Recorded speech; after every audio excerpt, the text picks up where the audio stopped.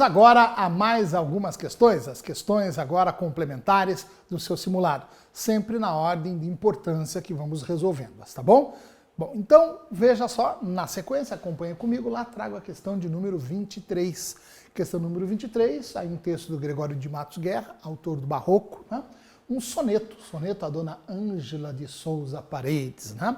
Então veja, o soneto tem essa marca de serem 2 quartetos, 2 tercetos, versos de 10 sílabas métricas, normalmente os versos com o mesmo número de sílabas métricas. Ó, não vira em minha formosura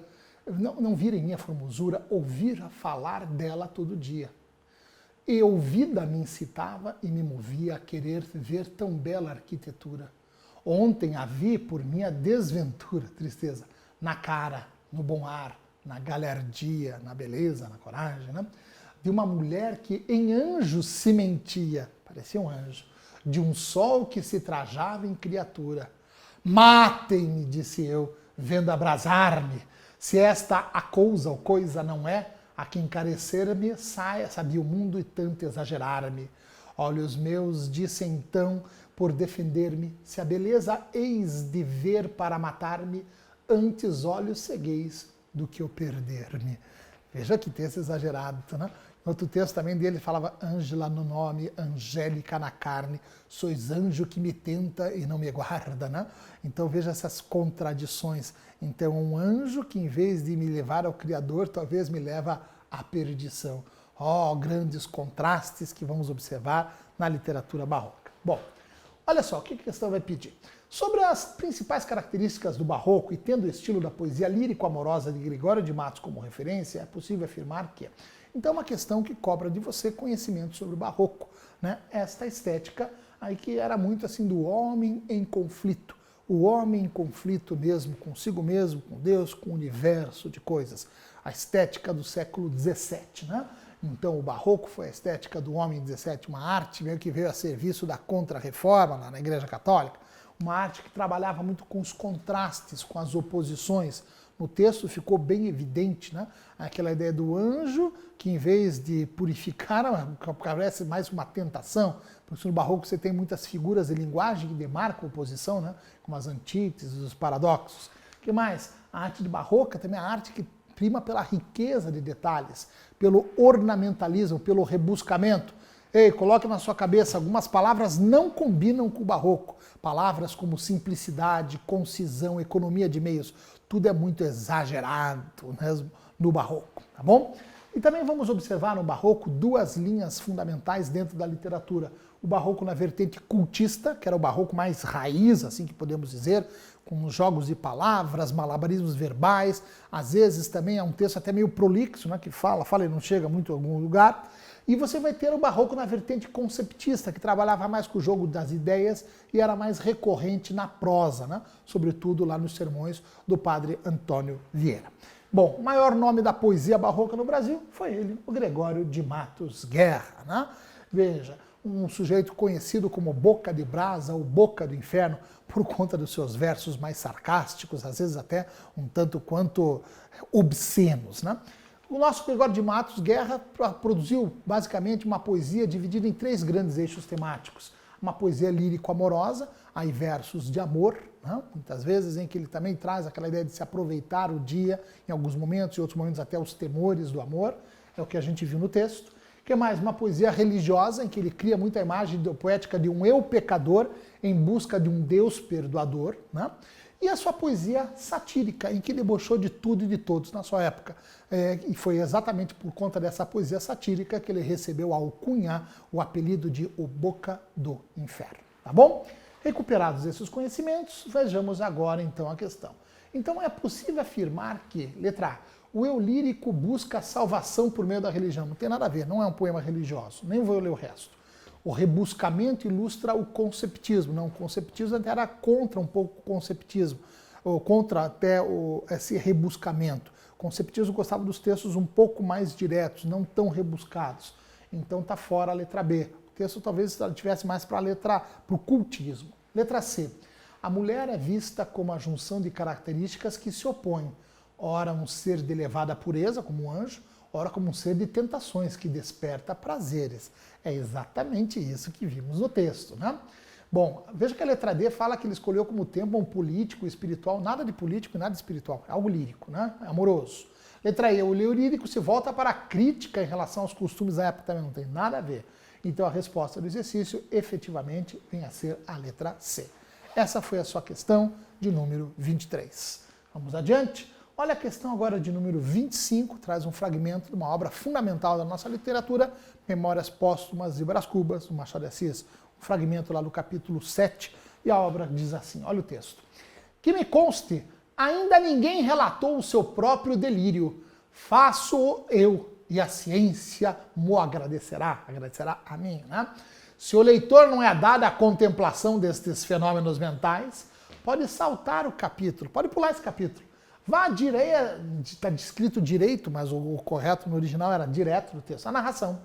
Mas por menos curioso que seja, sempre digo que é interessante saber o que se passou na minha cabeça durante os 20 ou 30 minutos. Então veja essa conversa com o leitor. Bom, então a questão vem e nos diz assim, ó, escrita com base em uma perspectiva inovadora no contexto literário brasileiro, Memórias Póstumas de Brás Cubas representa um salto em relação a outras obras literárias, verdade. Uma característica no texto que evidencia essa perspectiva é, bom, vamos falar então um pouquinho sobre Memórias Póstumas de Brás Cubas, o que você tem que saber de fundamental sobre esta obra. Praticamente qualquer brasileiro que se diga minimamente culto tinha que ter uma leitura obrigatória, né? Um livro como Memórias Póstumas de Brás Cubas. Bom, então é a obra que abre o realismo no Brasil e no Machado de Assis, publicada lá em 1881. Machado de Assis que teve uma fase romântica e inicia a sua fase realista exatamente com esta obra. Um livro que nos traz uma narrativa em primeira pessoa. O Brás Cubas é o nosso defunto autor, um sujeito que depois de morto resolve vir e contar o que foi, o que deixou de ser a sua vida. Ele se torna um grande defunto fofoqueiro. Vai falar mal de quase todo mundo, sobretudo de si próprio. Tá bom? Então o que nós vamos observar? Ele escreve esta obra e ele já diz assim, já no início, o seguinte, ó, escrevia essa minha narrativa com a pena da galhofa, a pena era a caneta, né, galhofa é o deboche, com a tinta de melancolia. Escrevi essa história, então, querendo meio que desfazer de tudo, mas com uma certa melancolia, tentando entender porque tudo deu errado, enfim, na minha vida. Né? Bom, o que nós vamos observar?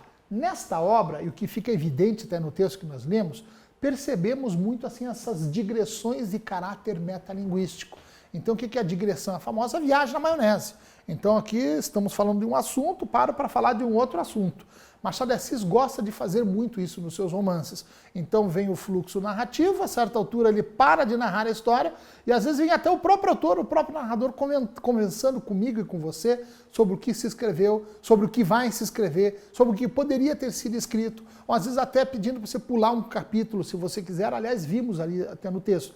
Então isso é uma marca muito própria do Machado e muito moderna também neste texto, muito inovadora para a época, tá bom?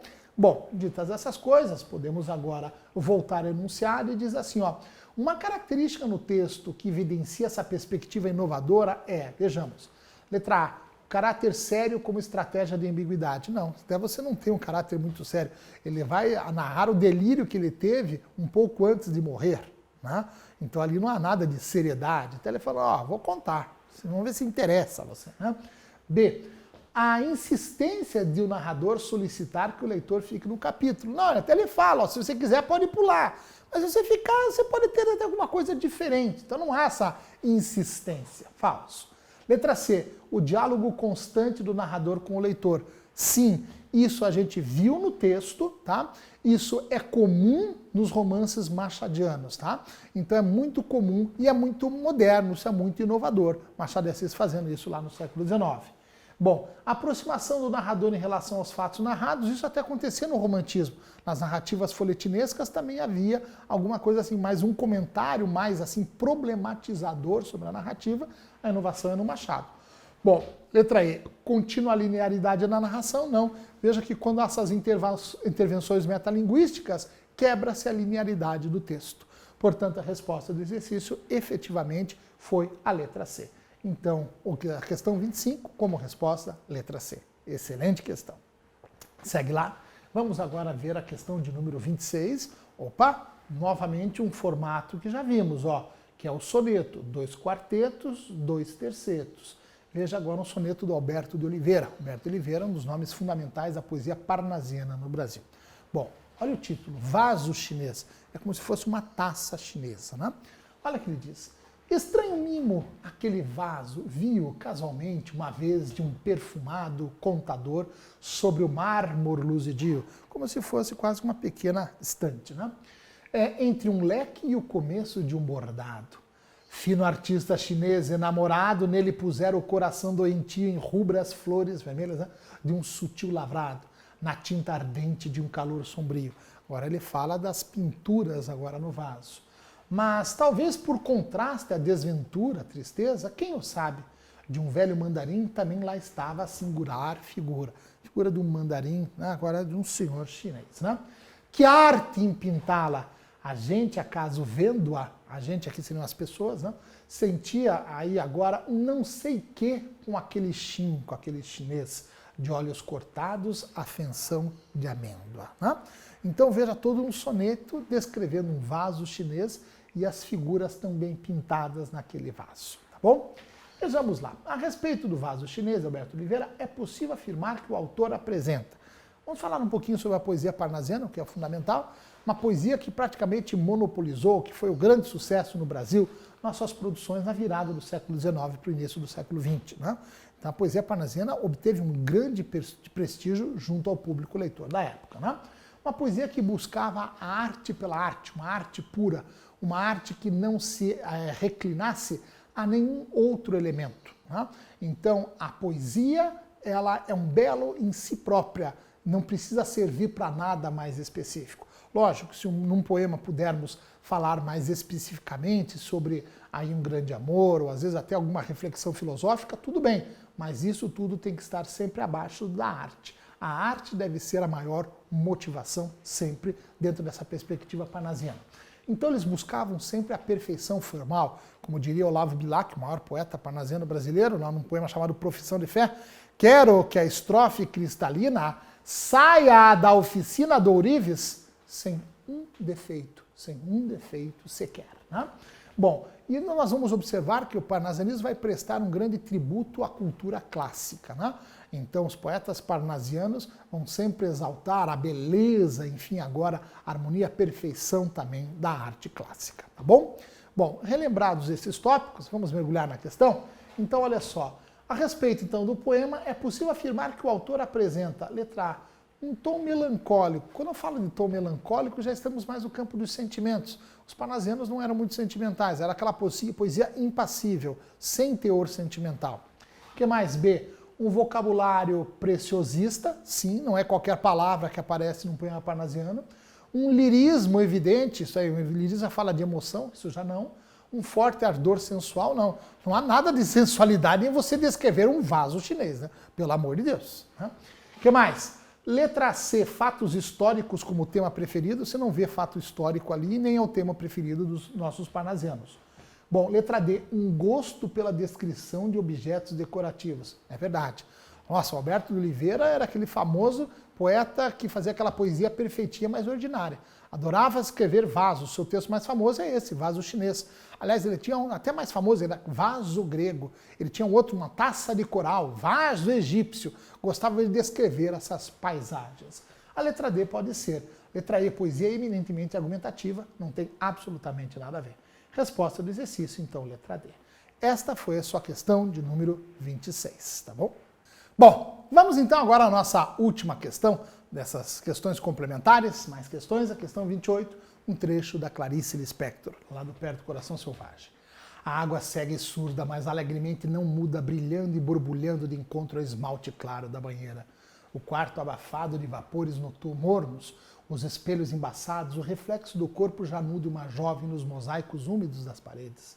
A moça ri mansamente de alegria de corpo. Suas pernas delgadas, lisas, os seios pequenos brotaram da água. Ela mal se conhece, nem cresceu de todo, apenas emergiu da infância. Estende uma perna, olha o pé de longe, move-o terna, lentamente com uma asa frágil. Ergue os braços acima da cabeça, para o teto perdido na penumbra, os olhos fechados, sem nenhum sentimento, só movimento. O corpo se alonga, se espreguiça, refúgio úmido na meia escuridão. É uma linha tensa e trêmula. Quando abandona os braços, de novo se condensa, branca e segura. Ri baixinho, move o longo do pescoço de um a outro lado, inclina a cabeça para trás. Ri de novo em leves murmúrios como os da água. Alisa a cintura, os quadris, sua vida. Imerge na banheira como no mar. Um mundo morno se fecha sobre ela silenciosamente, quietamente. Né? Sobre o estilo de escrever de Clarice Lispector, é possível afirmar que, bom, Clarice Lispector, aí está a primeira dama da nossa literatura brasileira, né? Uma autora enquadrada na chamada terceira fase do modernismo brasileiro, de 45 a 60, se bem que ela vai escrever até, obviamente, 77, o ano em que ela vai morrer. Né? Ela aí escreveu romances, como Perto do Coração Selvagem, do Olivier Texto, né? Contos e crônicas. E ela é o grande nome da nossa literatura brasileira a trabalhar com a ficção, a prosa intimista, a prosa introspectiva, em que você não vê muita ação externa. A ação mais é de sondagem interior, se dá mais dentro da cabeça dos personagens, seguindo não o fluxo dos acontecimentos, mas o fluxo da consciência. Né? Clarice Lispector também é mestre, gente, na narrativa epifânica. O que é essa narrativa de epifania? Às vezes um fragmento qualquer, mínimo do dia a dia, dá uma percepção súbita da realidade. Diante de um incidente aí, qualquer do cotidiano, aí a pessoa começa a ter uma percepção de si mesma, do mundo, das coisas ao seu redor. Então isso é muito forte na Clarice Lispector. Bom, ditas essas coisas, veja a questão então. Sobre o estilo de Clarice, é possível afirmar que, letra A, a personagem vive um momento de epifania, está tomando banho na banheira, pois compreende que passou uma transformação da infância para a puberdade. Tá certo, quando fala dos seios pequenos, também se olhando, mergulhando na água, mergulhando na sua interioridade e fazendo as descobertas do próprio corpo, a letra A está bem com cara de ser verdadeira.